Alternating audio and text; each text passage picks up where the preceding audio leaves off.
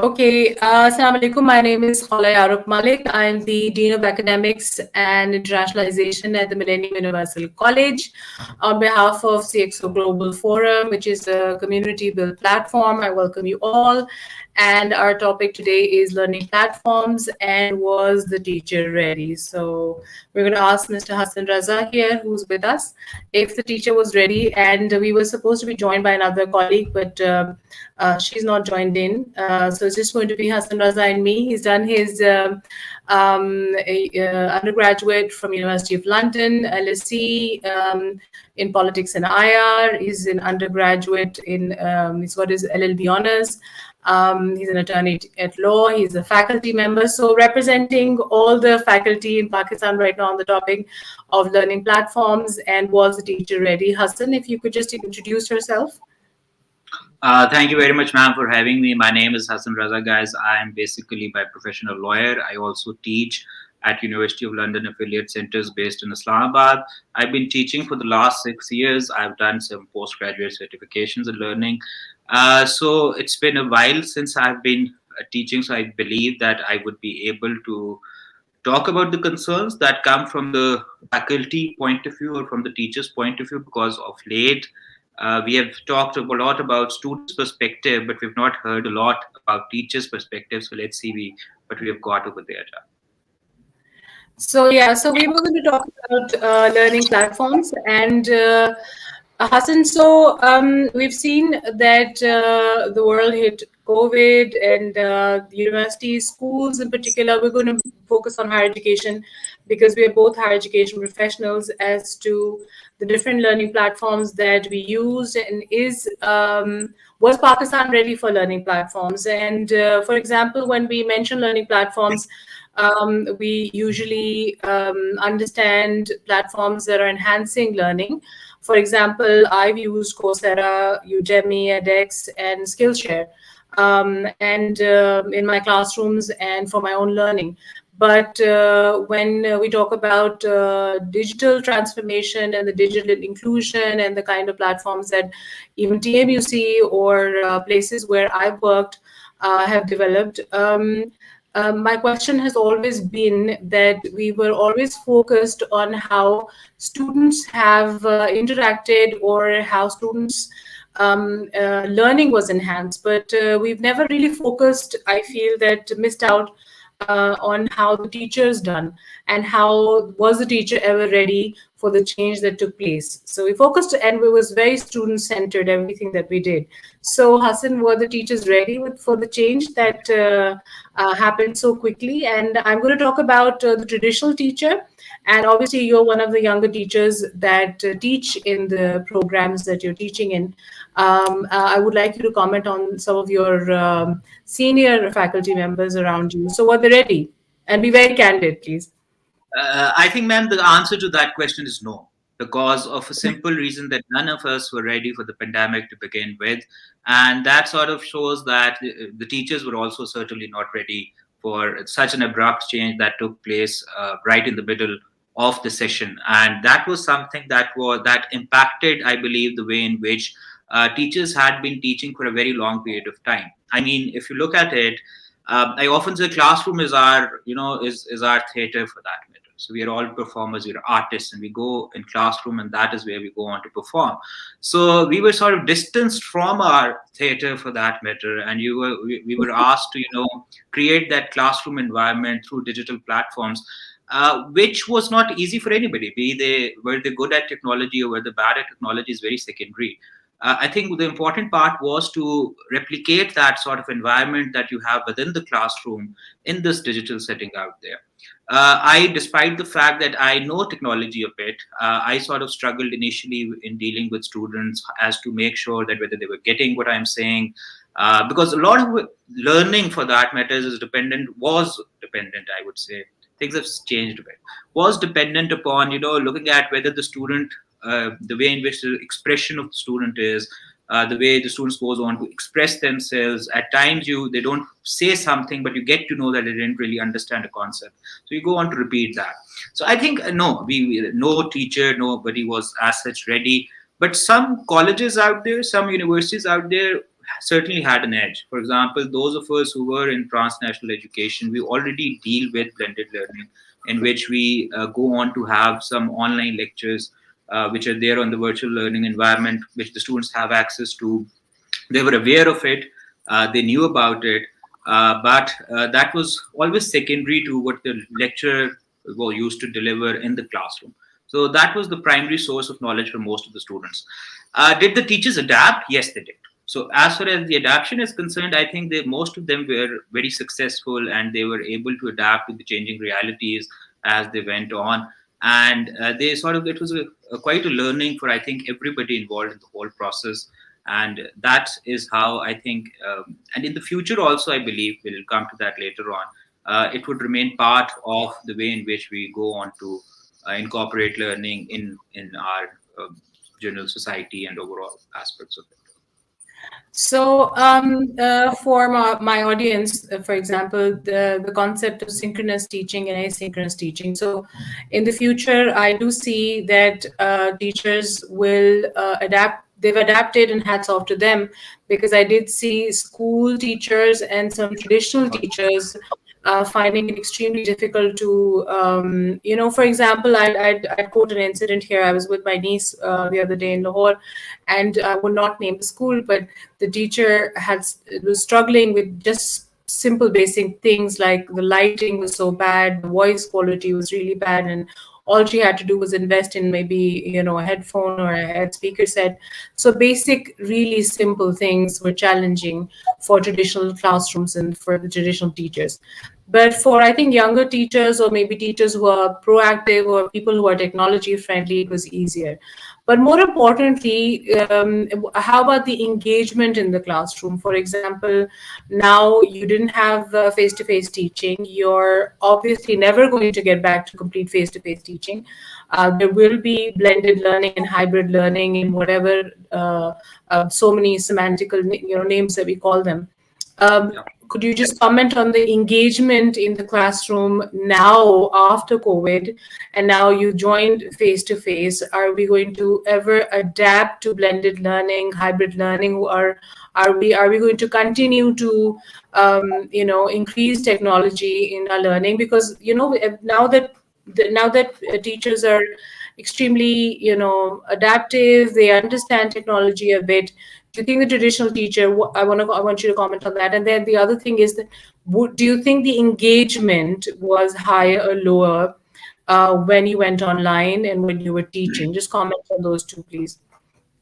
Okay, so I think I'll take the first question first. What happened was that initially, when we started off with online teaching, we actually were quite skeptical about participation. So we weren't really hoping that there would be as much participation as is usually in the class, for that matter. But slowly and steadily, what I really noticed was, and to my surprise rather, that the students who were, let's say, are relatively shy or don't speak up much in the classroom, they were the ones who were now speaking up much more than the ones who usually are always want to ask questions and the go-getters.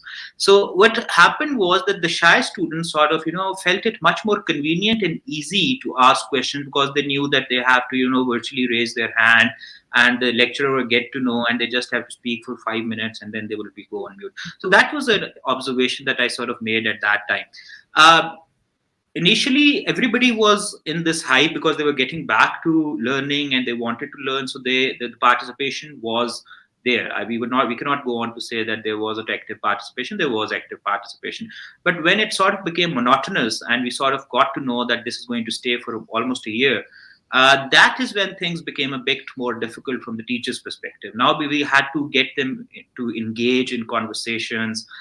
We had to make sure that they end up participating, and they also sort of realized. So initially I told them that I can go on to control your video and mic whenever I want, so I can open it up, I can unmute you whenever I want. So they were they were like, oh, this is dangerous territory. But later on they realized it's just so they realized it's just that. So the sort of but later on, so as we went into it, the students also sort of recognized, and they'll just put the teacher on and go on to do other activities. So that sort of happened, but there was participation to that end. Secondly, the future certainly is hybrid. I don't think that we're ever going back to the traditional methods of learning the way in which they used to be. For a simple reason that both students and teachers, especially in higher education, have adapted to it, and it's relatively comfortable. It's resilient to calamities that might be there in the future, as well as the fact that there is this sort of blended learning, or sorry, this sort of hybrid learning. Blended would be different. This sort of hybrid learning, one way or the other, helps the students also learn at their own pace, because they can go on to watch the lecture later on, and that sort of thing happens. So I, for one, believe that in the future we'll see a lot of more hybrid learning environments out there. And when we talk about higher education, again, me and you work in a transnational education environment. So for us, it's easier to understand and adapt. So now take off your transnational education hat and tell me, and think of all the teachers and your peers that you know that are not teaching in the higher education sector, the TNE sector, sorry. What are the things that if you were to sort of help your faculty or your faculty fraternity, what are the key skill sets that a teacher cannot do without anymore after COVID, post-COVID, and post-hybrid learning models and virtual learning environment and technology being there? So what are the skill sets that a teacher cannot do without, or the teacher that does not have these particular skill sets will be obsolete? Okay, I don't like there, using that word for the teacher, but yeah. yeah. I think, when there are certain things that we'll have to take into account with regards to the society. So we have to understand that we live in a society in which there is a lot of socioeconomic divide.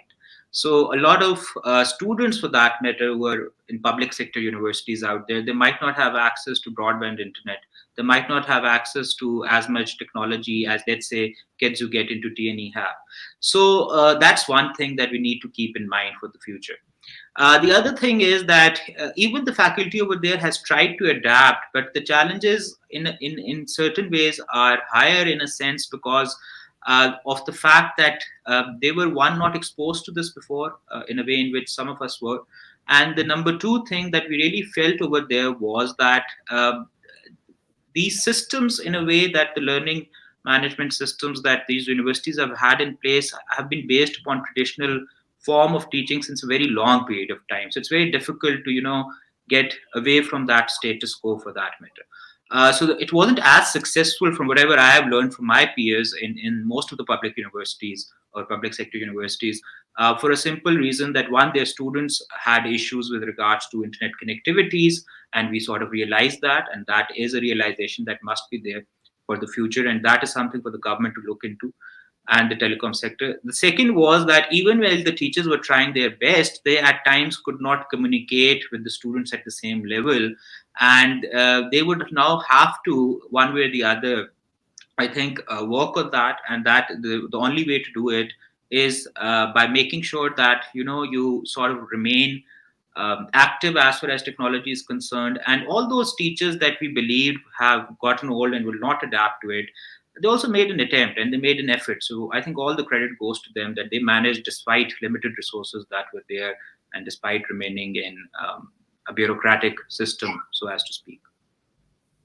So the skill sets, for example, somebody who's not tech savvy will be replaced by someone who's tech savvy. Is that something that you want to agree upon? Because I think that maybe later on, if we do another show, I would have like a traditionalist teacher or the lecture method that they use, and probably someone who is tech savvy. So when we say technology, what are the skill set that you feel the teachers will not be able to progress or will not be able to help or enable their students in learning? So what are the skills that you feel that you think that you needed to adapt to, or the teachers need to have now, that without which they're not going to be helping their classroom as much? I think, ma'am, as far as the qualitative subjects are concerned, one can go on to deliver a lecture. I teach qualitative subjects, so I can go on to deliver a lecture and feel satisfied about it, because there are very few models that I have to explain, and for that I can go on to use a notebook, which I discovered just recently during this period, and I can use that and show that to the students online. But people and teachers who are dealing in quantitative subjects, I think they are the ones who have to adapt much more than us, because they have to show to the students the equations and everything, whatever they do. If I knew about that, I would have studied some quantitative subject. But they would have to adapt much more to it, and they would have to come up with and learn these software skills out there. And the fear that one has is that some of the greatest teachers out there um, might be old. I mean, some of them, some of our professors out there are now above 50 or might be getting around 60. So we don't want to lose that knowledge just because we are getting into 50 a is old. new. Absolutely. So we want them to be part of this so that we get to learn and everybody gets to learn from their expertise as well as their knowledge for that matter. And so we'll help them, we'll have to help them adapt to this new reality in a way. And I think that is the only way that we can go further ahead. So I think we will be joined by Miss Madiha Saad. I think she's here. Thank you, Madiha, for making it to the show. Madiha Saad is the General Manager Digitization at the Millennium Education Group. Can you hear us? I can, and I'm so sorry. Apologies for joining in late. Which is fine. Me and Hassan had quite the discussion on faculty. So, Madiha, so you worked on a digital platform for a school, and I know, particularly having seen you in some of the meetings, there is that you were able to go through that entire journey of developing a platform for a K to 12 school and then implementing it. So the thing that I wanted to discuss today was the challenges of change management, which I'm sure you've gone through massively. So first of all, if you could, in your own expert opinion, explain to us what learning platforms are, just briefly, and then what is it that you've developed and why is it so much better, and what are they needed? Yes, we've discussed that. But I think we're going to talk about the challenges that you faced in implementing a digital platform in a school setup, because we've talked about higher education and TNE with Hassan. So, All right, thank you so much, Kholah. Basically, I think the moment COVID hit us, it was, I would say, divided into two different worlds in terms of education. One was the private sector, the other was the public sector. So, talking about, if we talk about both of them, then it was a huge challenge for everyone. The private sector was a little better than the public sector. If we talk about, but on the huge scale, we're talking about the public sector. The public sector did not have access to any platform. That's far off the question. They didn't have access to internet. So the challenges that we faced was internet. The challenges we faced was the training of the teachers. The I would say a clear definition of the platforms. Even our people didn't know. Even in the private sector, people did not know what are platforms. All we know about digital platforms or platforms is Facebook, social media platforms. That's what we are used to. When the moment we Exactly. So we want more focused, or we did not know about more of the particular, I would say, apps or programs we were supposed to be using in terms of COVID or any such incident. At private sector, I think good 20% we were a little better than the public sector, because we were then again using a few of the technologies. I am not going to talk about my organization in the moment. During the time, and we learned from the different organizations what we saw, how they were going through. So I would say we were a little good. We weren't that bad how COVID hit us and we were like out of alignment of the whole thing. No.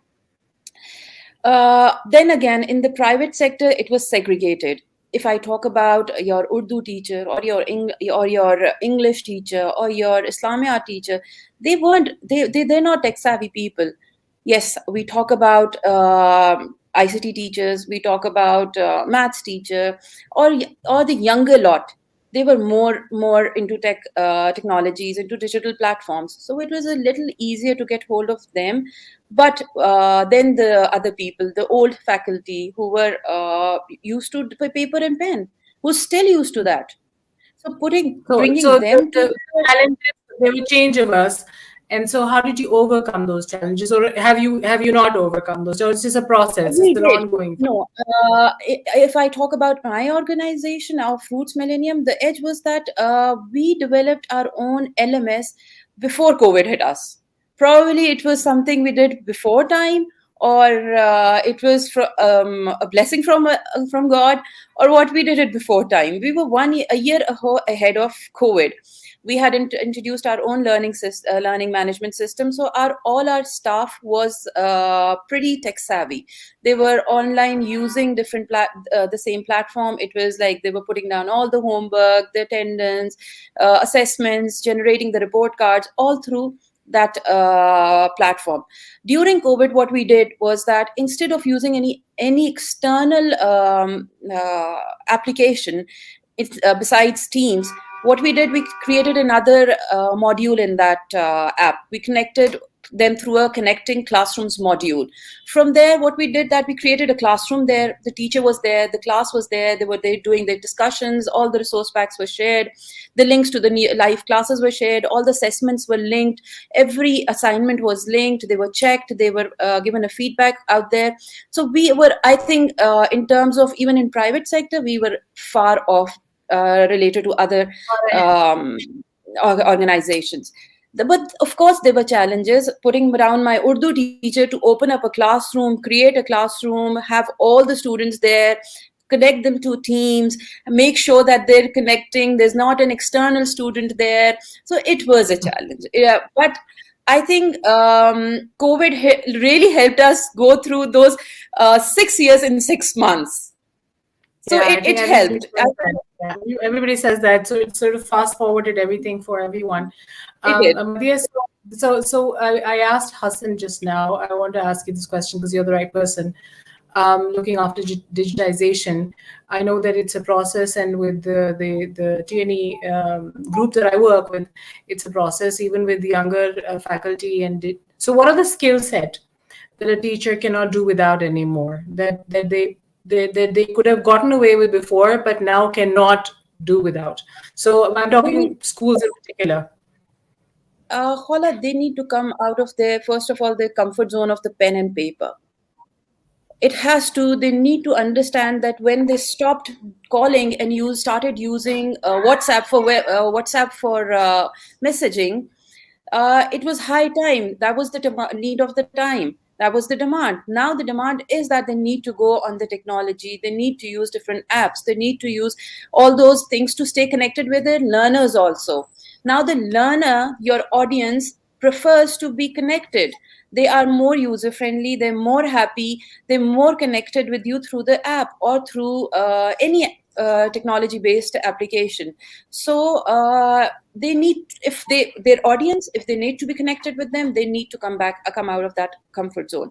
They need to be tech savvy. They need to learn how to use them. I don't say that they need to know how the application really works and how it has been developed on it, but they need to know how, if they need to get connected with the student, they need to know how Teams works. They need to know how any other, whatever LMS their company is using, they need to be tech savvy. They need to understand how it operates. So if I think they're not going to be there, the learner is already far off with the generation gap. Now there is a technology gap. It's a different ecosystem now. So they need to move forward, learn those technologies to be aligned with their learner, not for themselves, but I think for the learners more importantly, because their learner is no more focused with their pen or their paper.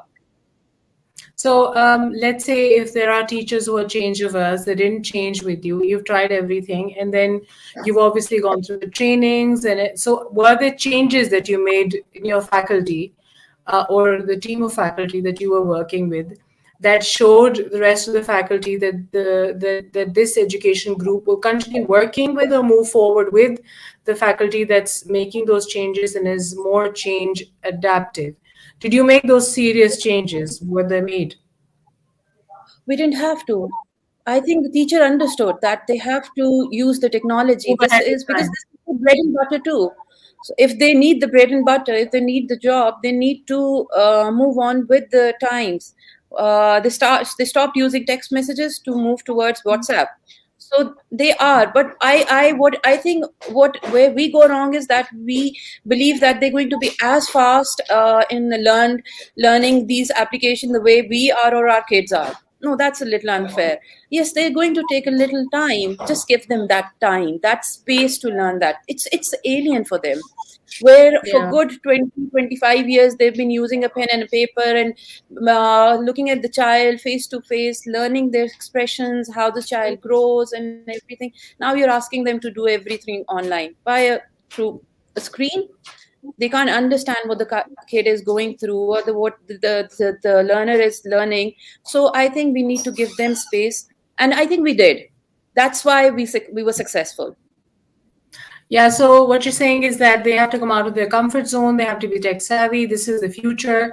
And I think on part of the schools and higher education institutions or organizations that are working in academia at any level, they need to be more patient towards the learning teachers, because I know certain specifically amazing teachers that I think Hassan studied from, I've studied from. We've learned so much from them, but the fact that they are going to take their time and they're going to be, when we were talking about, me and Hassan earlier, the quantitative subjects, for example, are very difficult to be offering the same kind of quality and the different kind of tools that they're using. Expecting them to adhere to that, it means, it's just unfair. However, for example, in our experience, what we saw was one of my teachers in one of the classrooms, a senior teacher, started writing on a whiteboard and started using that at the background. And I know teachers that would use their pen and paper still and would take screenshots and have them ready for screen sharing for the students. Kholah, the But best part was, sorry to cut you, but the best part was during this time the teacher wanted to teach somehow. yeah, Even they they wanted were to, using do the camera, best. They wanted to do better by their students. Yeah. yeah, they were putting the camera on the other side, putting down writing down on their notebooks. Just that, but they were teaching and they were evolving. They weren't And they were ashamed of the trying. process. Yeah, they were Yeah, trying. I think yeah. that was something we also had to accept, and that was so wonderful. Yeah, and there were certain really we saw on public television also some certain anecdotes of teachers or learners, for example, doing various different things. And I think that when we all went online on different platforms, we saw the students react very differently, and so many funny anecdotes also took place. So there was this one particular university, I'm not going to name, in which the students kept adding their friends and deleting their friends and putting on music, or just there was someone driving and then taking a class, and then the camera went on and they're like, "Oh, sorry." So lots of that happened, and then somehow in one of the morning shows, I was called and I was speaking and I was talking, and I talked about the fact that that's when the digital learning platforms or the people that were offering those learned that they need to have more controls with the teacher. So that's where Hassan and me were talking, that Hassan would have, at least would say that I could remove you from the class. I have controls over muting you, or turn on your cameras and stuff like that. So all that happened. That is a lot of fun. Oh, yes, So it Hassan, did. Madiha, do you have an anecdote that you could want to share with us? Because I have so many. Because I actually Yeah, been part of there were a lot. I had so many because at that time we all were home, and my daughter, she was taking online classes, and it used to be there was no camera on. First of all, it took weeks for her to put on the camera, because what she used to do, put on the mic and enter the class and go to sleep, and by the end of Yeah, the lots day, of kids did that. Well, what's it happening? was Christmas for them, I believe, some of them. It was just that I was wondering, why am I not young and in the school at this point in time? It's just the best time of year. Same Yeah, here. it's a good time to be in the classroom. So But I think the outcomes were really hard on the kids. After that, when the yeah, kids got back to the campuses, it was really tough. yeah, yeah, it was, and I think they looked forward going to the classroom and the schools Yeah. for once after the lockdown. So Hassan, we're going to talk about assessments, and Yes. I'm going to touch upon the subject that we said we'll be discussing is the fact that, and Madiha, I'm going to get back to you as well, is assessment. So wasn't this just the most amazing time to be giving exams? So Hassan, so how did University of London, for example, cope up with the exams, and online exams took place? And I know there was a lot of proctoring and the law level, but things kind of went south. And then, so how did the students, if you could candidly tell us, did they actually do their own papers at that time? Well, I cannot go on to make a generalization, but I can certainly tell you not all of them did their paper on their own. One thing I think that University of London initially did was that they started off with the Proctor Track software, which, as far as I'm concerned, was quite good, but students sort of complained about it and they said that it gets stuck, and there's a number of issues that they came up with. After which the university went ahead and gave 24 hours to a student to attempt it as far as the social sciences. When I found that out, I was like, can I give my exams again, please? I want to be a student. 24 hours to attempt a paper and submit it, and nobody's watching you. It was something that I wanted to do you too. can go on to consult whatever notes you want to consult. You can consult whatever book you want to consult. So all that was already there for you. So I think that was something that was challenging as far as the assessment system is concerned. And we really saw that there were a number of cases in which plagiarism for that is something that we can go on to catch, right? So we have softwares for that. We can go on to catch plagiarism, and that's something that to an extent can be handled in a way. As far as University of London program is concerned, there's another thing, that is that at the end of the day, our students gets examined on the basis of that 3-hour exam that they gave towards the very end of their session. And the person who goes on to check their exam doesn't really know them from the very beginning. So you cannot comment on, let's say, the way in which that person might have developed his skills of that subject over that one period of time. So those 3 hours, or in this particular scenario, those were 24 hours. The student had enough time to talk to people and, get their essays done. And that sort of made a problem out there. And that is a challenge that continues to remain. And I was Yes, and I was reading about your article just today, ma'am, and the way in which you talked about, I think, contract cheating and everything. I think that is the challenge as we go ahead. And I think you should also comment on that, because you have an expertise and you've seen a number of programs of that. Yeah, so contract cheating is something that's I've said that in the article that I wrote, that it is a new Trojan horse for Pakistan.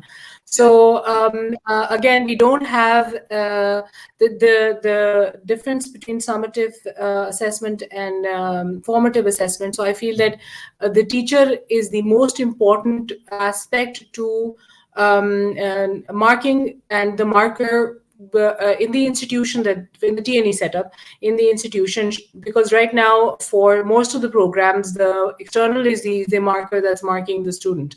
And I feel in the assessment module, or the way the assessments are conducted, especially online, the teacher should be the first marker, because you know your student, you work with them for the entire year, you have their formative feedback with you, and you're the ones. That's why the difference between the students scoring a lot more than they should have in the exams. And I'm not going to even comment on the public sector exams, the way that they were conducted.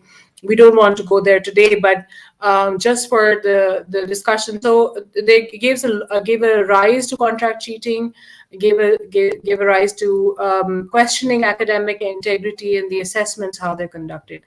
And I feel that there was a time when I was discussing with the faculty, they were of the opinion that during these 2 years, when the students got their final transcripts or their final parchments, they should say COVID results, because it is very unfair for someone that's absolutely studied throughout the year and got the same opportunity to give the exam or the assessment, to submit or upload it,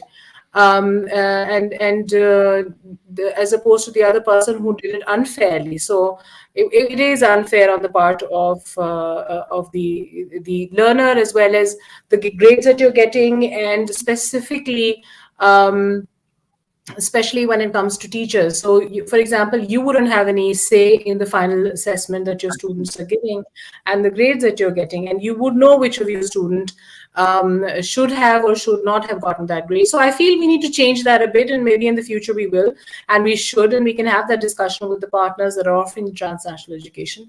That's a debate that I want to sort of start and have more academic integrity, academic honesty, because that's something that we need to maybe look at. So when we talk about learning platforms, they need to be consistent and they need to address this issue maybe in the future.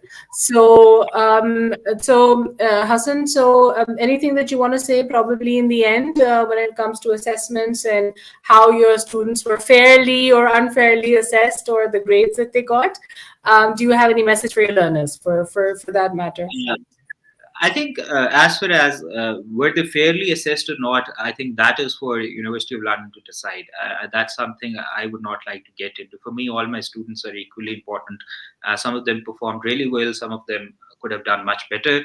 The thing that really seems to be there is that, like you very rightly pointed out, that in the future we need to incorporate some sort of feedback that comes from the person who has taught them. And the other thing is the faculty itself, or the other thing is that you go on to conduct some vivas so that you get to know that the person actually wrote it. So those are two things that can be done. Moving on, I think so if I would like to conclude, was the teacher ready? Like I said, the teacher wasn't as such ready when we started off, but on the way we adapted a lot and we learned a lot, and all of us did so in our own very ways.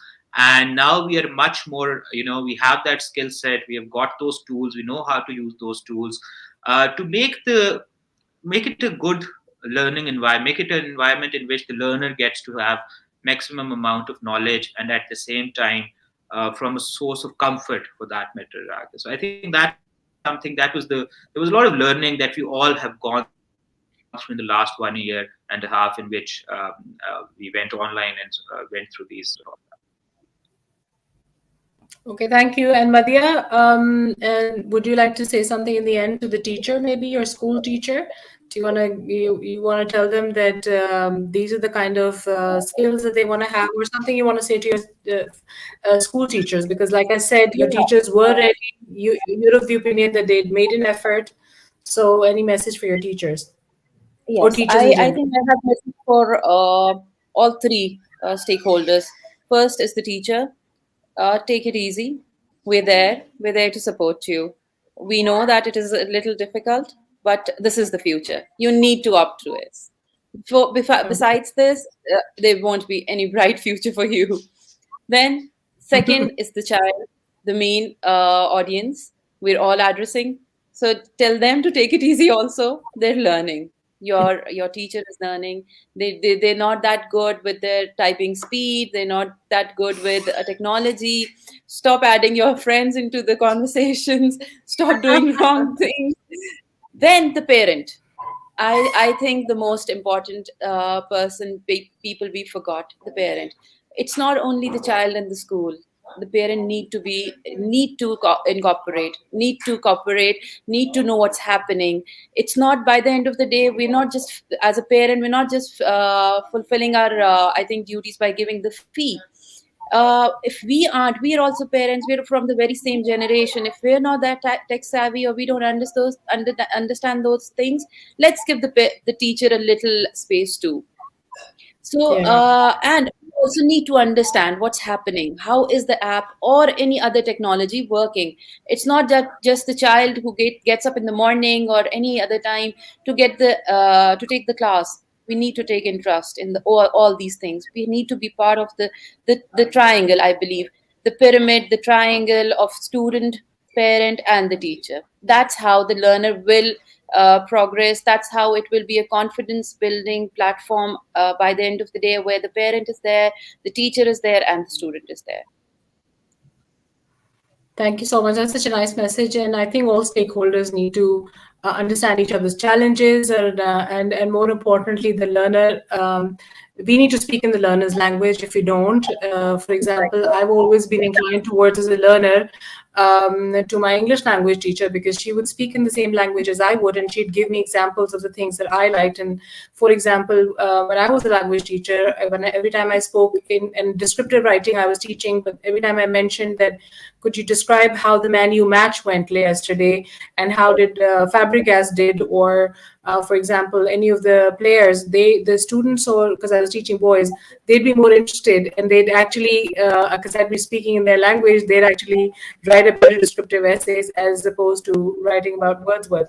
So I think speaking in their language, being tech savvy, going 2 steps ahead, maybe sometimes talking about something that interests your students, surprise them by saying, yeah, I do know about K-pop, and I did see that video on TikTok. So I think that incorporating 1 or 2 of those helps your learners to see the teacher that they're not from ancient times. So I think that's a good message, and thank you so much, Madiya and Hassan, for the show today, and giving us your time.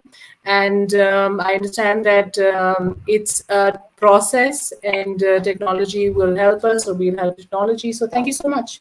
Thank you. Thank you so much, Kholah. Thank you. Bye-bye. Bye.